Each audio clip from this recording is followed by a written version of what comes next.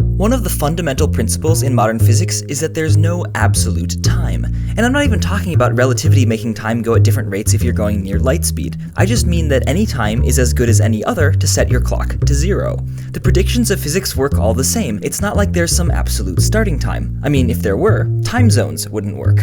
In addition to allowing time zones, the fact that there's no absolute time also implies the law of conservation of energy. Here's a simple proof to show that if a force doesn't depend explicitly on time, then that force conserves energy.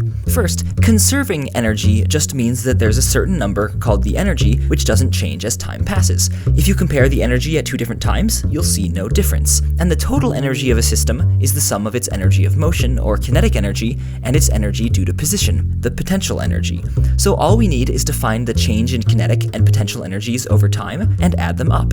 Okay, we know the kinetic energy of an object is half of its mass times its velocity squared. So the change in kinetic energy over time is just 1/2 m times the difference of the squares of the velocities. Some clever algebra can rearrange this expression to become the average velocity times m times the change in velocity. But a change of velocity over time is just an acceleration, and mass times acceleration is equal to the force on the object. So the change in kinetic energy of an object over time is just velocity times force. On the other hand, the change in the potential energy of an object is negative the amount of work it takes to get the object to its current position from its previous position, independent of the path taken. That is, potential energy is the negative of the force applied times the change in position. This is where the "there's no absolute time" part comes into play.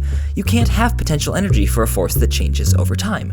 And just to be clear, no changing over time doesn't mean that an object can't experience a changing force along the course of its journey. The force might be different at different places, but at any particular place, the force must remain the same. Anyway, this is all just to say that the change in potential energy is negative F times the change in position. The negative comes from the fact that if you let the force push you along, your potential energy decreases, while if you fight in opposition to the force, your potential energy increases. So the change in potential energy over time is the negative of the force times the change in position over time. But change in position over time is velocity, which means change in potential energy of an object over time is negative velocity times force. And thus, the change in the total energy over time, which is the sum of the changes in the kinetic and potential energies over time, is v times f plus negative v times f, which equals 0. And 0 change in energy over time is precisely conservation of energy.